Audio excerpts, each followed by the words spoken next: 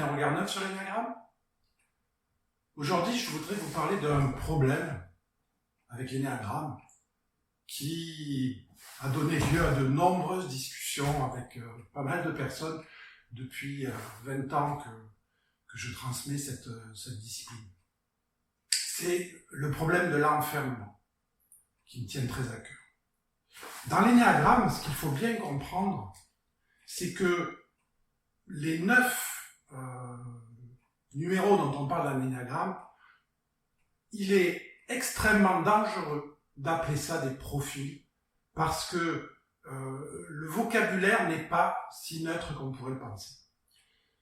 C'est pourquoi j'y préfère le mot de stratégie. À un moment donné, face à des situations, je vais déployer une stratégie de réponse et j'ai une bibliothèque à l'intérieur de moi de 9 stratégies de réponse qui sont taillées de telle façon, et l'étude de l'énéagramme nous permet de comprendre pourquoi, qui permettent finalement de porter une bonne réponse à chacune des choses que j'ai à affronter dans la vie. 9 stratégies, comme un jeu de 9 cartes à jouer, avec lequel je me balade dans la rue, et puis à un moment donné, en fonction, j'ai ce choix-là, normalement. Et tout un chacun, toute personne que vous rencontrerez a les 9 stratégies de l'énéagramme en lui. Personne n'est handicapé avec une stratégie qui ne serait pas là. La seule chose, c'est que ce jeu de cartes, j'ai des préférences. Moi, vous, il y a des cartes que j'aime bien jouer, et en particulier, il y en a une peut-être qui est un petit peu comme un joker, que dès que je sais pas trop quoi jouer, hop, je la joue.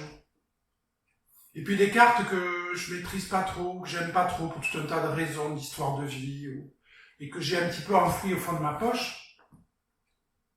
Ça ne veut pas dire que je ne les ai pas, ces cartes-là. Et au contraire, ça veut même dire qu'avec un travail sur l'énéagramme, c'est intéressant de faire la paix et de se les réapproprier. Donc, on peut représenter un individu comme, quelque part, une personne qui a 9 stratégies à disposition, et avec ces 9 stratégies-là, va pouvoir jouer l'une ou l'autre, sauf que cette personne qui jouerait toujours la bonne carte au bon moment, ce serait quelqu'un qui serait très intégré au sens du vocabulaire de l'énéagramme. Ce serait quelqu'un qui aurait fait un petit peu la paix avec tout et qui serait dans cette espèce d'idéal. Nous avons nos préférences. Nous avons en particulier une carte qui sort du lot, qui est très finalement structurante de notre comportement. Appeler cette stratégie majoritaire notre profil, c'est dangereux. C'est dangereux parce que inconsciemment, c'est oublier que nous sommes les 9 stratégies à proportion variable. C'est focaliser une importance certes réelle, mais trop exclusive à cette carte qui arrive en premier. Et ce faisant, ça devient l'excuse à tout. Ça devient, oui mais moi, tu comprends, je ne peux pas faire ceci parce que je suis 1, 2 ou 3 ou 4. Ce je suis est très dangereux. Je ne suis pas un profil.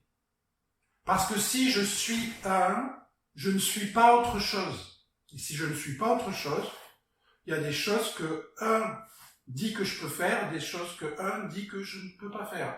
Ou il y a des choses qui deviennent normales parce que, oui mais tu comprends, c'est normal, c'est parce que je suis 1 ou je suis 2, donc j'ai pas le choix. Cette notion de se coller sur un profil, elle nous enferme, elle ne nous rend pas libres. Or, l'énéagramme, historiquement, est une discipline d'éveil. Et l'énéagramme, son enjeu, c'est bel et bien de nous libérer, pas de nous enfermer. Et ça va très loin. Parce que dans cette logique de profil, de profil énéagramme,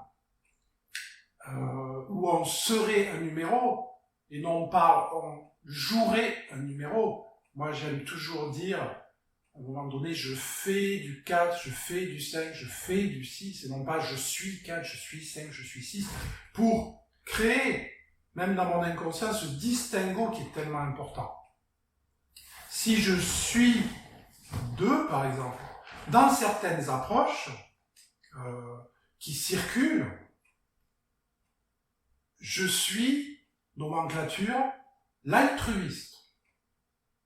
Et comme je suis l'altruiste, c'est un mot qui fait du bien. Moi, tu comprends, je suis l'altruiste. Le problème, c'est que le problème du 2, c'est l'orgueil.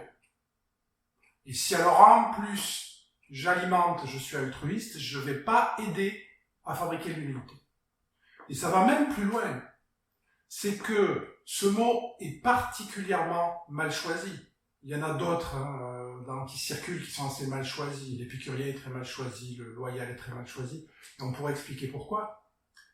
Pourquoi ? Parce qu'à un moment donné, si on regarde ce qu'est le mécanisme 2, la personne en prise avec le mécanisme 2, je donne avec une attente de recevoir en retour. Et si je ne l'ai pas avec tout ce que j'ai fait pour vous, au bout d'un moment, ça finit par se savoir. Où est l'altruisme ? C'est complètement la définition inverse de ce mot-là. Autrement dit, une personne porteuse de la stratégie 2 peut, dans son état normal, au fond d'elle-même, dans son essence, être profondément altruiste. Tout comme peut l'être une personne porteuse du mécanisme, à un moment donné, 4, 5, 8, dans son essence. Le mécanisme lui-même, au moment où elle est en prise et désintégrée dans un mécanisme 2, ah oui, elle a des allures d'altruisme. Mais ce n'est pas altruiste du tout. Donc si on distingue bien l'individu du mécanisme, on peut dire de quelqu'un qu'il est altruiste, on ne peut pas dire, et c'est tout le contraire du mécanisme 2, qu'il serait l'altruiste. D'où le danger d'utiliser ce mot quand on parle du 2. D'où le danger d'utiliser, à un moment donné, le terme loyal quand on parle du 6. Pourquoi ? Parce qu'il y a des attitudes de loyauté. Mais ces attitudes de loyauté, l'individu dans son essence peut être loyal, encore une fois, mais quand il est en prise avec du 6, ces attitudes de loyauté correspondent à un achat de sécurité. Ce n'est pas de la loyauté pour la loyauté. Elle a un enjeu. Et si cette sécurité n'est plus possible, il est tout à fait possible qu'en désintégration, ce mécanisme, et on le constate très régulièrement ici d'ailleurs, dans l'expérience, ce mécanisme fasse basculer la personne vers un autre point de sécurité. Et pour la personne vis-à-vis de laquelle on était loyal, c'est vraiment une trahison.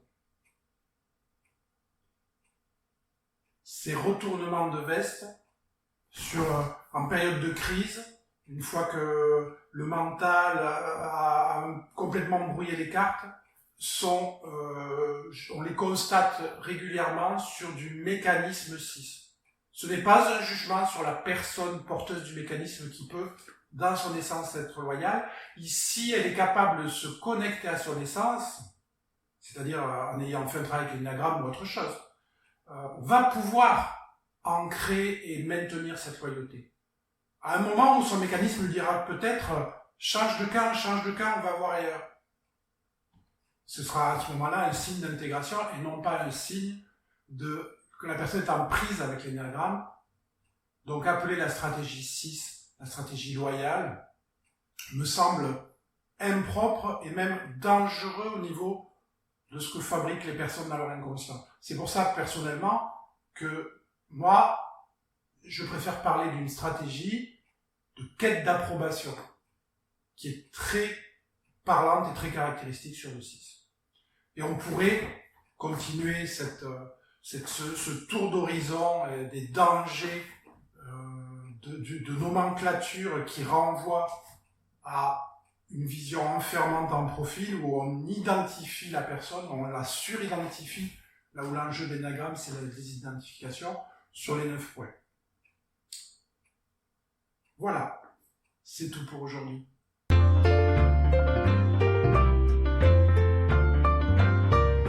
Retrouvez chaque semaine le club de l'énéagramme sur notre site enneagrammenvolutif.com.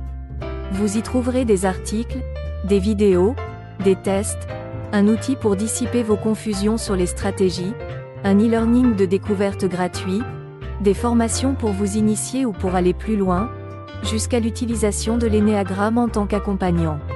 Retrouvez-le aussi en vous abonnant sur nos pages de réseaux sociaux.